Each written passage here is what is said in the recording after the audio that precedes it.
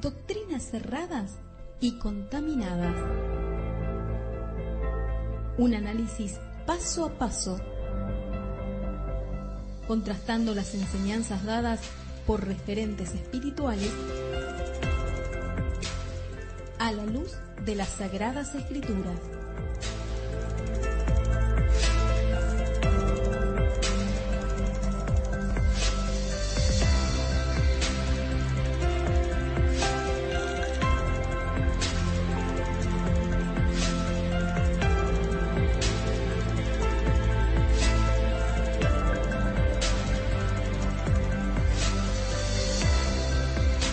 Así llegamos a nuestro bloque de doctrinas erradas y contaminadas. Ayer estuvimos compartiendo un video que nos sirven quizás como punto de partida de un tema que puede obviamente generar muchas confusiones y dudas en algunos oyentes. Y el video que nos habían enviado era de un tal Alejandro Bullón, dice que es un pastor adventista, aparentemente de Perú o algo. Habían comentado los amigos ayer, pusimos el video en el vivo. Vamos a ver si hacemos un pequeño repaso lo más fugaz posible, como para arrancar con la parte que no teníamos, no habíamos desarrollado todavía. ¿Qué decía este Alejandro Bullón acerca del infierno? La Biblia habla de paraíso como la recompensa que Dios dará a los redimidos cuando Cristo vuelva. Pero la Biblia no habla de limbo. Por lo tanto, cuando el hombre muere, acabó. Bueno, ahí dice no hay infierno, que no hay purgatorio. No hay nada dentro de la tierra. Nada de eso. No hay nada dentro de la tierra, y él dice nada de eso. Bueno, los versículos que ayer teníamos, que luego los subiremos al vivo, habíamos citado los versículos acerca de la señal de Jonás, por ejemplo, en Mateo 12:39, cuando la Biblia dice que Jesús asegura diciendo que la única señal que le va a dar a esta generación es la señal de Jonás, que como él estuvo 3 días y 3 noches en el vientre de un pez, así va a estar el Hijo del Hombre 3 días y 3 noches en el vientre de la tierra, en el corazón de la tierra. Él dice que no hay nada dentro de la tierra, pero la Escritura lo dice claramente en Mateo 12:39. Después también habíamos citado 1 de Pedro 3:18, cuando dice que siendo a la verdad muerto, Jesús, dice el verso 19, 1 de Pedro 3:19, en el cual también fue y predicó a los espíritus encarcelados, en los que otro tiempo desobedecieron, cuando una vez esperaban la paciencia de Dios en los días de Noé. Entonces, otro texto más que habla de que el Señor predicó a espíritus encarcelados. Si están encarcelados es porque no están muertos. No hay forma de predicarle a un muerto. Él dice que no, el muerto nada sabe, etcétera.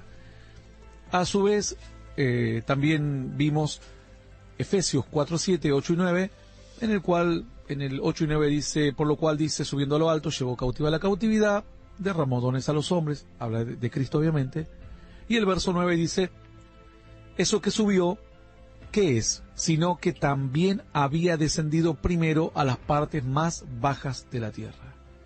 Entonces, tenemos 3 textos que hablan de que él descendió a las partes más bajas. En el otro dice que le predicó a espíritus encarcelados, y en el otro Jesús mismo dice, yo estaré 3 días y 3 noches en el corazón de la tierra, como única señal que le voy a dar a esta generación incrédula y perversa. Día cuando Cristo vuelva, habrá el paraíso como recompensa para los obedientes y el infierno como recompensa para los que no quisieron saberlo. Esto es otra cosa que no es así. La recompensa para los creyentes no es el paraíso. La recompensa para el creyente es cielo nuevo y tierra nueva. El paraíso es un huerto, es un lugar de descanso. El paraíso en griego es el paradixos, es Edén, significa deleite. Entonces es un lugar de deleite, de placer, es un lugar de sosiego, de paz, de alegría, de gozo.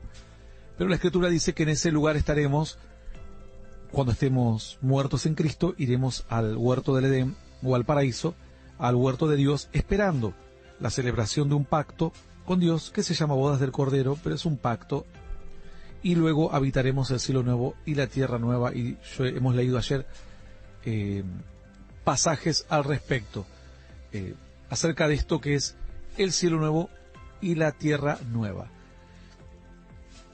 Después siguió avanzando un poco vamos a tratar de avanzar rápidamente para no repetir lo mismo de ayer. Hoy estarás en el paraíso. Este es otro pasaje. Muy bien.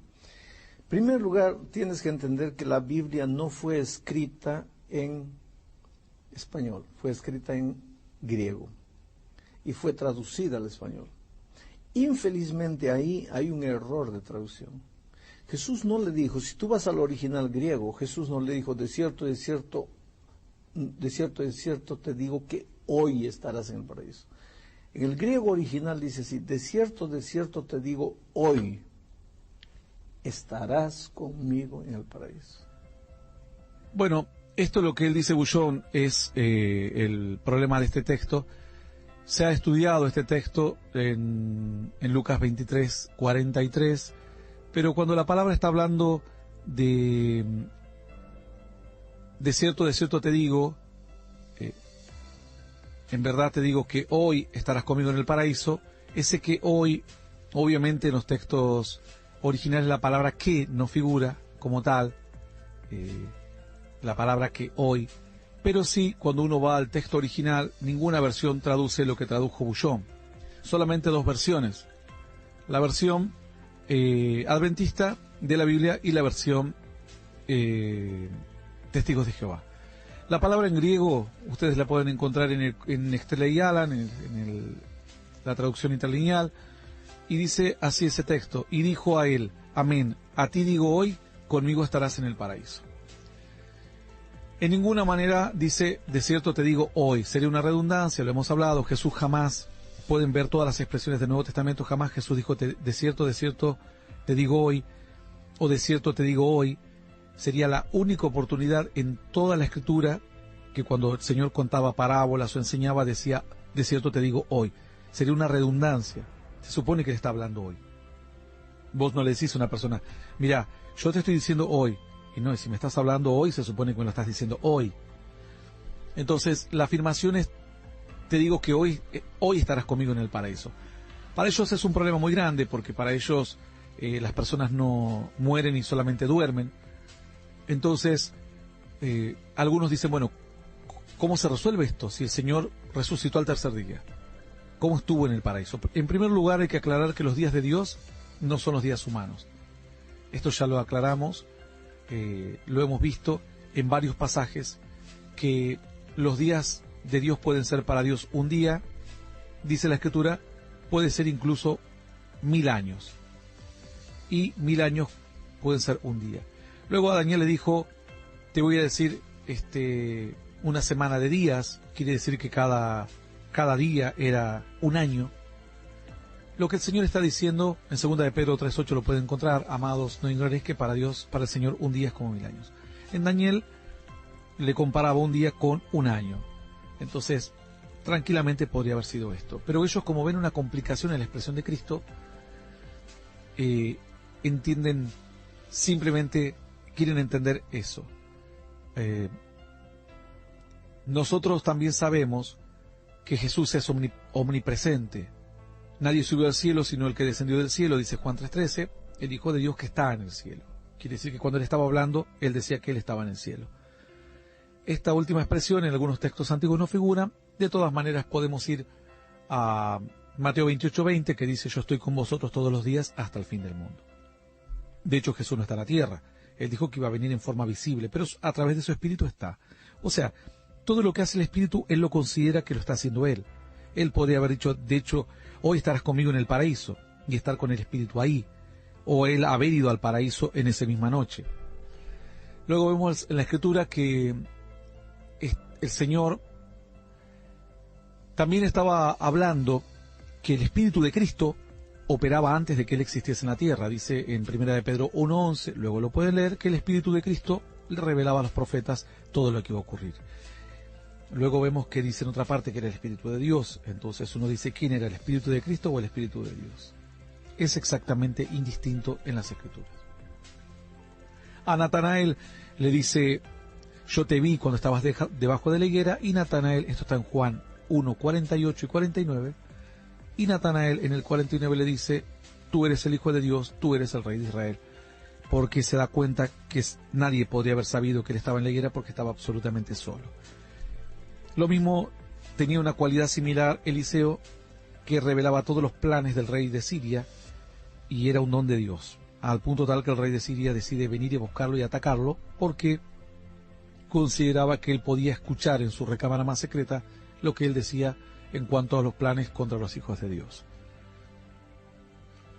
Luego, este Bullón sigue afirmando obviamente que es imposible esto. La promesa no era que ese día iba a estar con él, con Jesús en el cielo, en el paraíso. La promesa era hoy, que estaría en el paraíso. ¿Cuándo? Cuando Cristo vuelva, pues él tendría la salvación garantizada. Ahora tú me vas a decir, pero pastor, no es una explicación un poco forzada, porque que griego, que hebreo, que original. No es forzada. Y te voy a explicar, porque la Biblia se explica sola. En San Juan capítulo 20, versículo 16, ya Jesús resucitó, ya es el tercer día, ya había muerto el viernes, ya pasó el sábado, ahora ya es domingo, ya resucitó. Jesús se presenta a María, versículo 16, 16, Jesús le dijo, María, volviéndose ella, le dijo, Raboni, que quiere decir maestro. Y el siguiente versículo, Jesús le dijo, María, no me toques, porque aún no he subido a mi Padre, mas ve a mis hermanos. Espera un poco. Si el viernes Jesús murió y le dijo al ladrón, hoy vas a estar conmigo en el paraíso, ¿cómo es que el domingo Jesús le dijo a María, María, no me toques porque todavía no he subido? Entonces ahí está la explicación de que el error es un error de traducción. Dios no podría contradecirse. Bueno, otra vez dice Alejandro Bullón, comete el error porque toma el texto de la resurrección de Cristo de María, diciendo que, esto es en Juan 20:16, María volviéndose le dijo Raboni, bueno, el 17 dice, Juan 20:17, no me toques, aún no he subido a mi Padre. Hemos visto aquí también que él asume que el paraíso es lo mismo que el Padre. Sin embargo, hemos leído dos textos importantísimos, Ezequiel 28:12, en donde dice, en Edén, en huerto de Dios te estuviste de toda piedra preciosa, le habla a Satanás, y después continúa diciendo, tú, querubín grande protector, en el 14, yo te puse en el santo monte de Dios, allí estuviste en medio de las piedras de fuego, te paseabas, perfecto eras en todos tus caminos, hasta que se halló en ti maldad. ¿Qué quiere decir? Dice a Satanás, vos estabas en el huerto, en el paraíso, te movías en el huerto, andabas entre las piedras de fuego en la presencia de Dios, en el monte de Dios, estabas, pero se halló en ti maldad. Entonces nosotros tenemos que discernir. Nos han enseñado durante mucho tiempo que el primer cielo es las nubes, lo que vemos, la lluvia. El segundo cielo es el universo, los planetas, las galaxias, el espacio. El tercer cielo es la misma presencia de Dios. Entonces, ¿por qué? Porque esto está basado en un texto cuando en 2 de Corintios 2:12 y 2 de Corintios 12:2, perdón, 2 de Corintios 12:2, cuando el apóstol Pablo dice, conozco a un hombre hace 14 años que fue arrebatado hasta el tercer cielo, y conozco a tal hombre en el cuerpo o fuera del cuerpo, no lo sé, fue arrebatado al paraíso, donde oyó palabras inefables. Es decir, aquí sitúa el tercer cielo en el paraíso, o el paraíso en el tercer cielo. Entonces nos han enseñado durante muchos años que después del tercer cielo no hay nada. Sin embargo, si uno compara el texto de Ezequiel 28:12 al 14, 15, al 16, lo lee y sabe que Satanás está situado en el huerto del Edén, hay piedras de fuego, era perfecto en sus caminos, hasta que ahí se encuentra maldad en él. ¿Y cuál es la maldad? Dice Isaías 14:12, caíste del cielo, oh lucero, hijo de la mañana, cortado fuiste por tierra, tú que debilitabas a las naciones, tú que decías en tu corazón, subiré al cielo, en lo alto, junto a las estrellas de Dios, levantaré mi trono, y en el monte del testimonio me sentaré a los lados del norte. Entonces vemos que si él estaba en el huerto del Edén y paraíso no es lo mismo que el trono de Dios. Cuando Jesús le dice a María, todavía no he subido a mi Padre, no le dice, todavía no he subido al paraíso. ¿Para qué quiere ir Jesús al paraíso?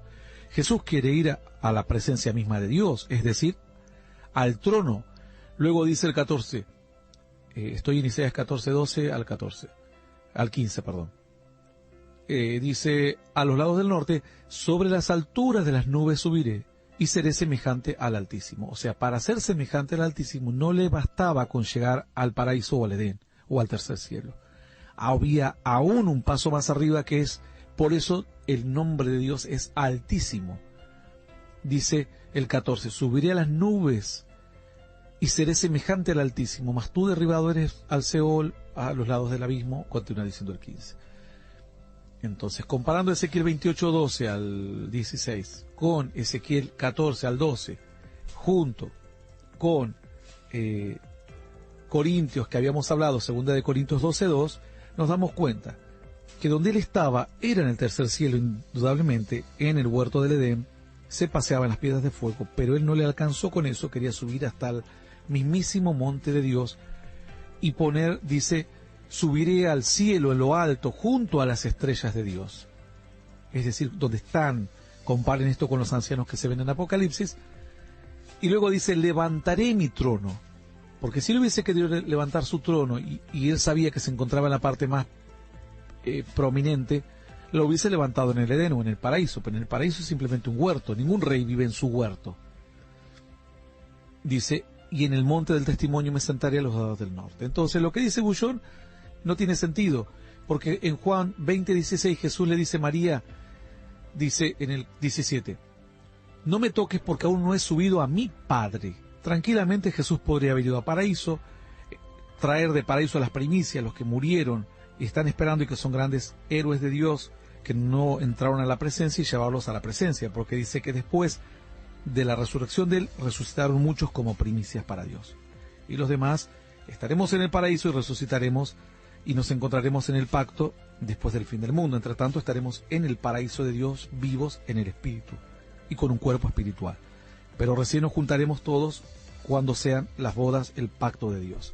Mientras que hay una avanzada, digamos, que se fue con Cristo, que salieron del paraíso y se fueron al lugar, probablemente sea lo que dice el Apocalipsis, como los escogidos, o los 144.000, así como los 144.000 elegidos, otros que el Señor levanta.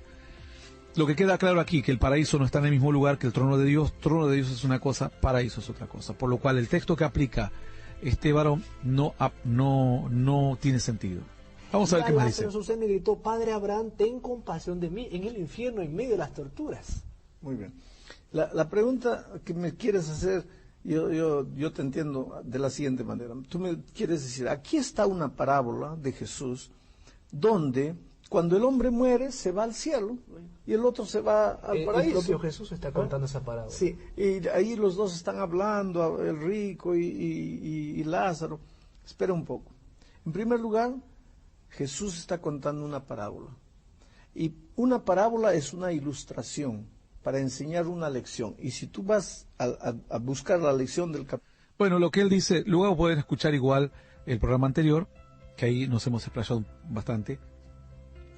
Lo que Bullón dice aquí, cuando le preguntan acerca de la parábola del rico y Lázaro, dice que en realidad era imposible eso de que estén hablando del infierno al paraíso como si estuviesen separados por una cortina.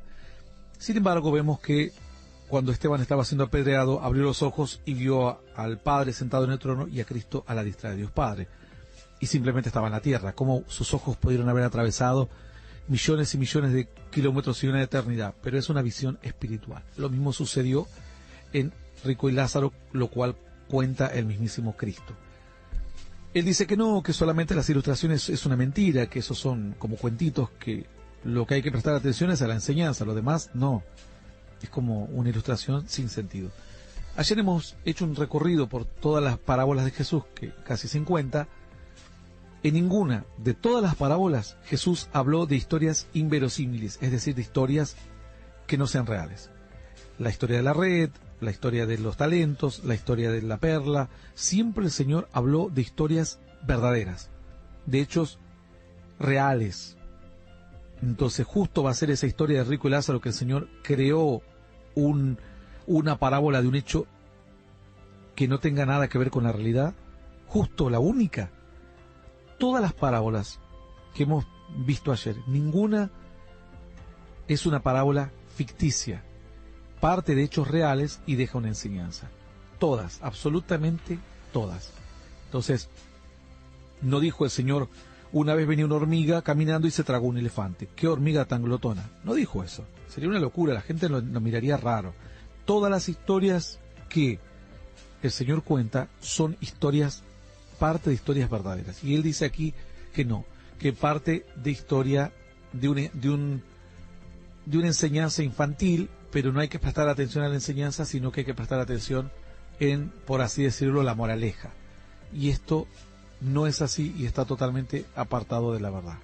Capítulo 16, la lección es: aprovecha esta vida, porque una vez que se acabó esta vida, se acabó la oportunidad. Entonces, si tienes que ser bueno o tienes que ser malo, solo tienes esta vida, porque después de la muerte no hay nada. Entonces Jesús toma la parábola. ¿Qué es la parábola? Jesús toma una creencia. Una creencia general. Bueno, dice que Jesús toma una creencia general, que no tomaría Jesús una creencia equivocada.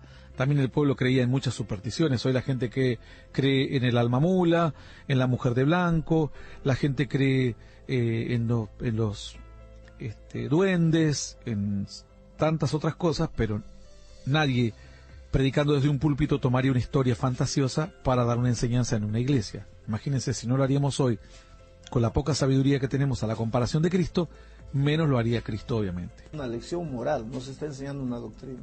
La doctrina del estado de los muertos es cuando el hombre muere, acabó todo. Dice que las parábolas aquí...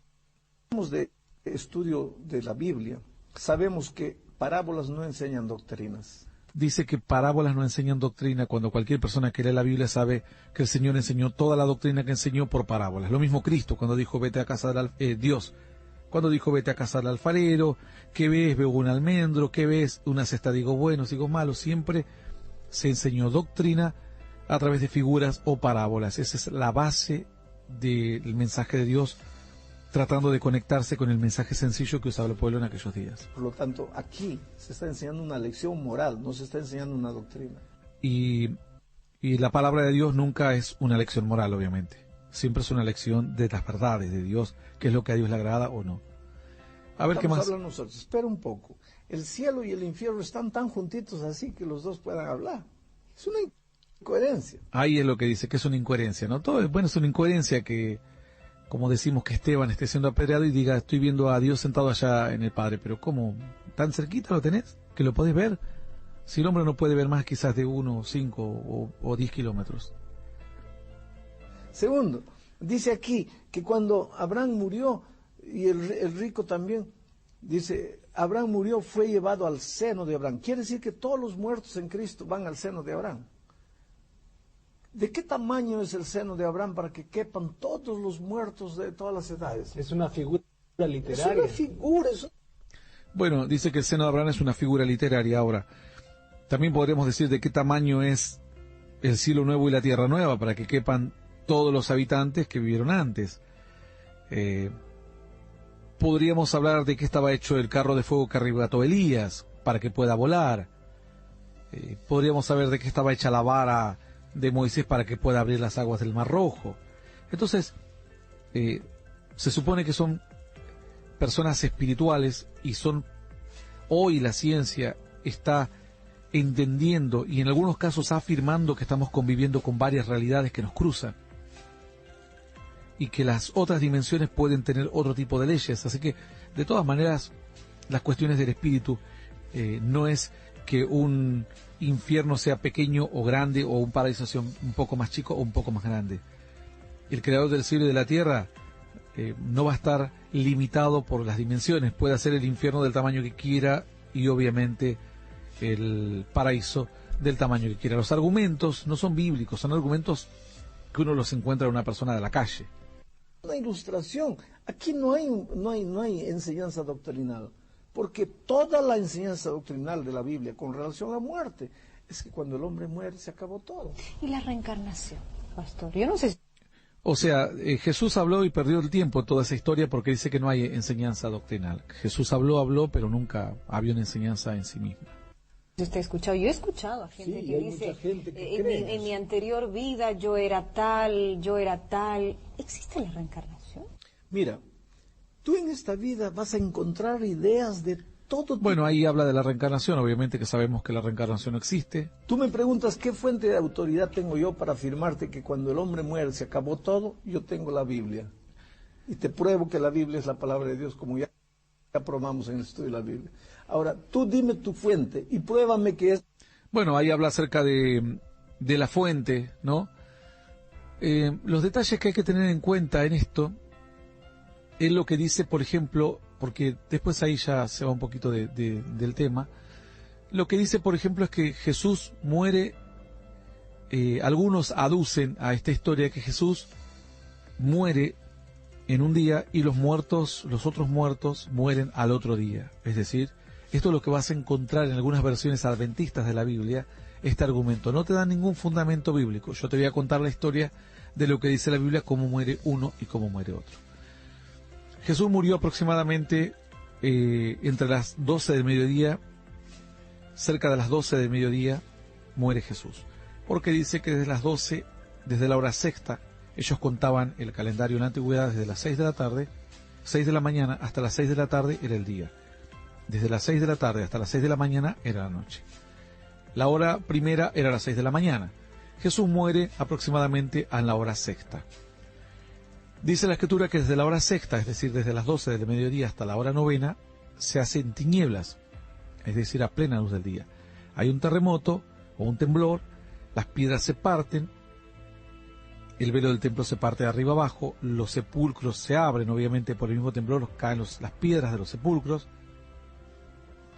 Muchos muertos después de la resurrección de él se levantan y aparecen a muchos familiares. Y Jesús, después de ir al Padre, se aparece por el lapso de 40 días a muchos discípulos. Es ahí cuando se aparece a Pedro en el mar Tiberias, cuando Pedro se tira a nado en el mar de Galilea, cuando Pedro se vuelve a su antiguo oficio y el Señor se les aparece a la orilla preguntándole si tenían algo que comer, y él ya tenía un pescado preparado para comer. Entonces, dice Juan 19:31, entonces los judíos, por cuanto era la preparación de la Pascua, a fin de que los cuerpos no quedasen en la cruz, en el día de reposo, pues aquel día de reposo era gran solemnidad, rogaron a Pilato que se les quebrasen las piernas y fuesen quitados de allí. Es decir, estaban por entrar al día sábado y ellos le dijeron, vamos a estar entrando a otro día y no queremos que los cuerpos queden ahí.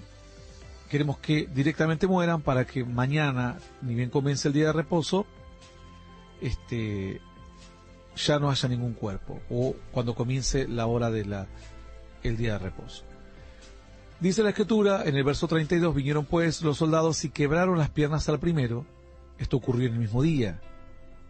En el mismo día ocurre, porque ellos se dan cuenta que era la preparación de la Pascua, es decir, el día anterior al sábado. Hay aquí alguna disputa, algunos dicen que era un miércoles, en definitiva era lo mismo, era un día anterior a la fiesta, sea como fuere, porque dicen que coincidan ahí dos fiestas sagradas. Era lo mismo, era el día anterior a la fiesta sagrada. O sea, en este caso, la preparación de la Pascua.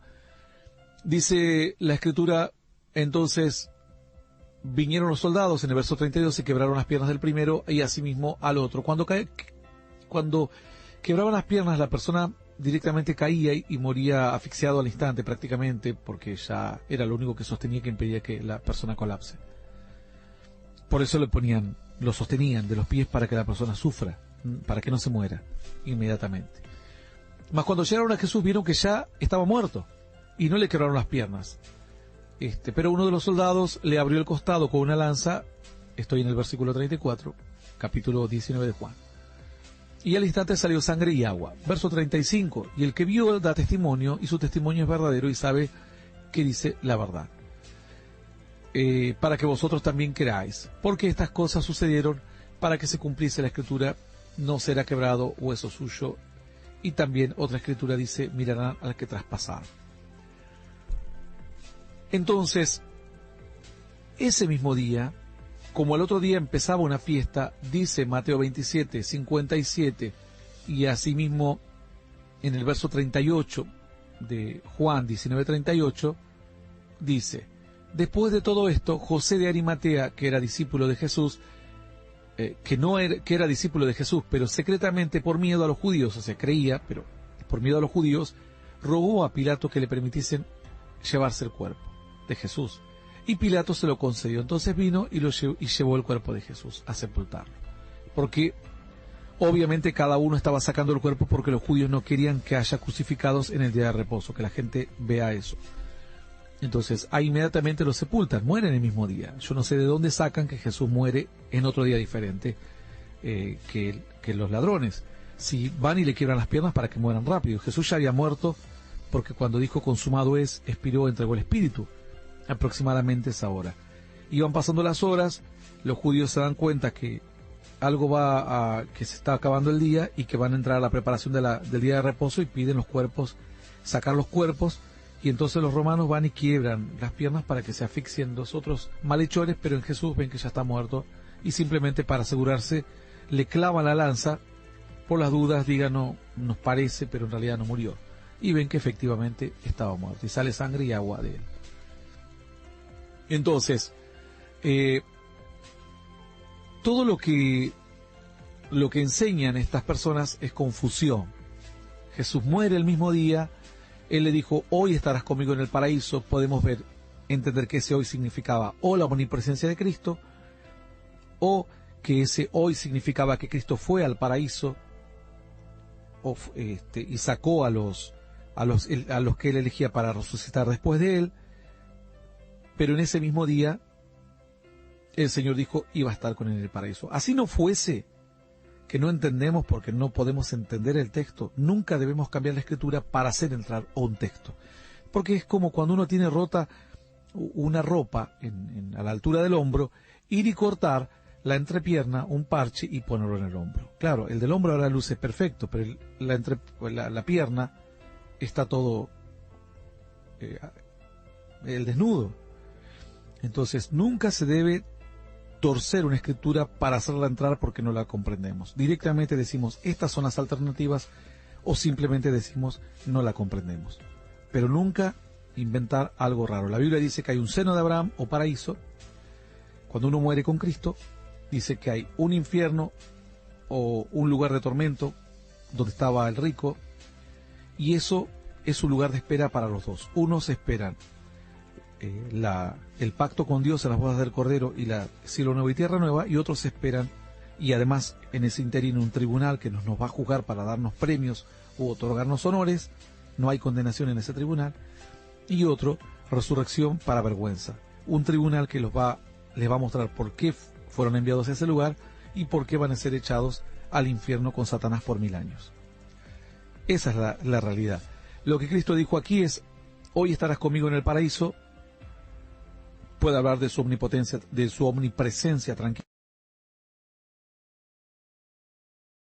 Un día son un año, 1000 años, una semana, porque Dios dice, mi forma de contar el tiempo no es la tuya, se lo demostró a Daniel, lo demostró en los textos que hemos leído aquí. O directamente podría haber ido primero al paraíso, presentarse como vencedor, saludar a los que están en el paraíso, decir, ustedes van a ser los escogidos que van a hacer la primera avanzada al reino de Dios, o a la presencia de Dios, y primero voy al centro de la tierra y por 3 días les voy a predicar.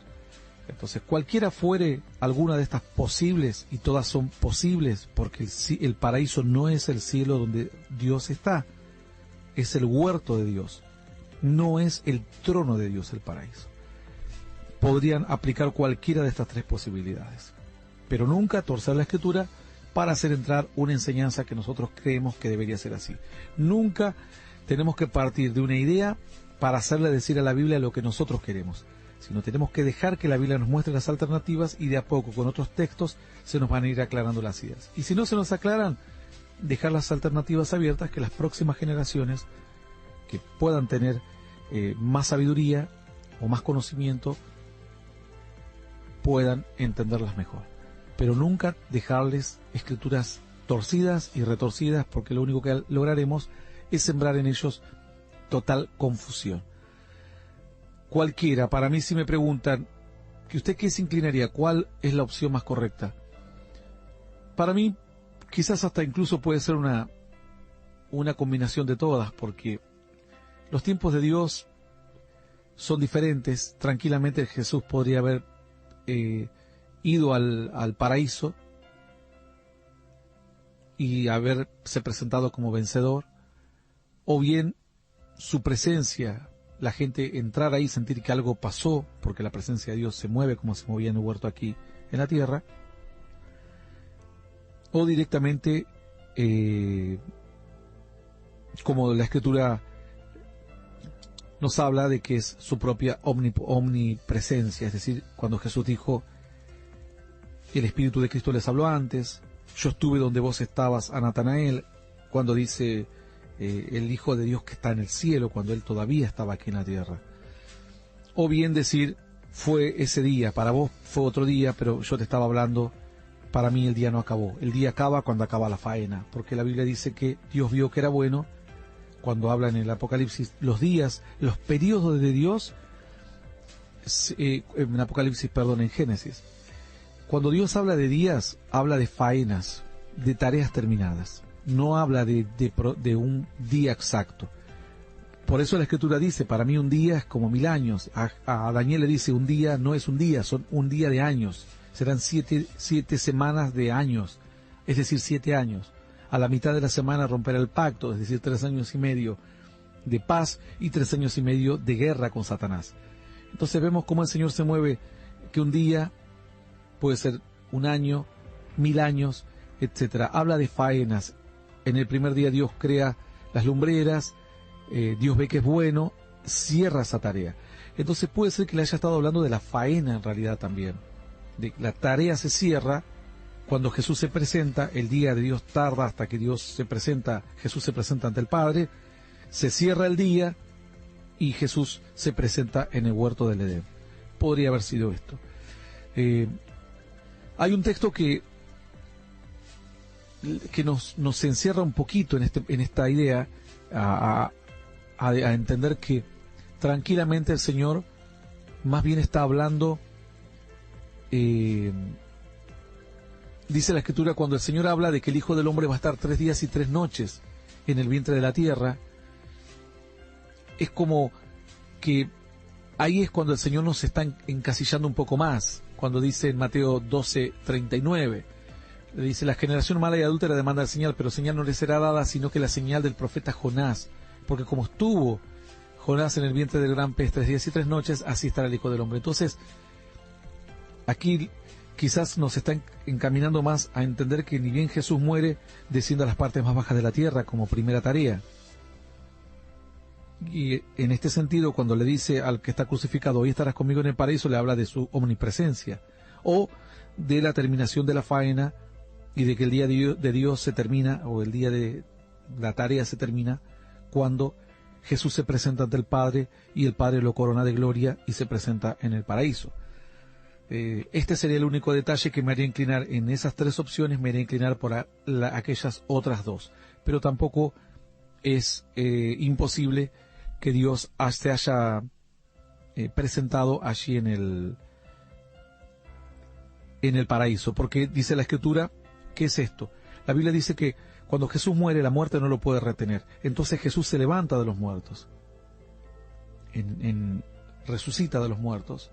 Y cuando Jesús, así como estuvo 3 días y 3 noches en el vientre de la tierra, ni bien cae, la muerte se da cuenta que ya no lo puede retener. Así que tranquilamente desciende a las partes más bajas de la tierra, y los primeros a quienes se presenta es en el paraíso, y luego decide ir y hablar de la tarea o de quienes se van a salir de ahí o quienes van a resucitar con él, e ir y decir, pero entre tanto voy y predico a los espíritus encarcelados, porque ya no es que Jesús entró y no podía salir, cayó y después no podía salir hasta que se cumplan 3 días. Si bien la Escritura dice que va a estar predicando 3 días y 3 noches, pero no va a estar encerrado en los términos de Jonás, porque Jonás entró como desobediente, más Cristo entra como obediente, por lo cual él podía entrar y salir en el momento que quisiese del centro de la tierra, porque le quita las llaves de la muerte y de la de Satanás. Así que podría haber entrado ahora y a los 10 minutos ver que la muerte no lo puede retener, subir al paraíso, presentarse victorioso y decir, bueno, va a haber una resurrección, los planes de Dios, ahora hemos vencido, la salvación ha llegado, y decir, aún voy a ir a predicar a los que están allá abajo, porque es como cuando vos vas a dar buenas noticias, ¿a quién le das primero? A la gente que amás, a la gente que te fue fiel, después vas y compartís con todo el resto. Así que son tres opciones que las tres son probables, pero bueno, cualquiera de esas son probables, pero no a la enseñanza que dice este bullón. Espero que esto les haya dado una historia, una idea más o menos de lo que significó la muerte de Cristo, el cielo, el paraíso, cómo Jesús descendió a las profundidades de la tierra, y dice la Escritura que después volvió y estuvo durante 40 días mostrándose a los hombres. Pero ya el Señor, no había forma de que alguien le pudiese poner peaje entre moverse entre el paraíso, el trono de Dios, las partes más bajas de la tierra. El Señor se puede mover donde Él quisiese, porque ya no hay propiedad del diablo, y el infierno no es un refugio ni un trono de Satanás. El infierno es un lugar creado por Dios donde Satanás empezó a reinar porque el pecado impedía que nadie tuviese un control ahí, y se adueñó de la mismísima muerte porque él provoca la muerte del ser humano, y Jesús vence todo y ya no hay lugar escondido ni donde reina Satanás. Donde el único lugar que hoy reina Satanás es en el corazón de los hombres malos, es en el mundo, es su última esperanza, y donde librará la más terrible y la más impresionantemente triste y afligida batalla desde que hay hombres sobre la faz de la tierra, dice la Escritura. Porque hoy, desde que el mundo es mundo, estuvo presente el Espíritu de Dios. El Espíritu de Dios se ha quitado, Satanás hará lo que jamás pudo hacer en la historia de la humanidad. Nos vamos.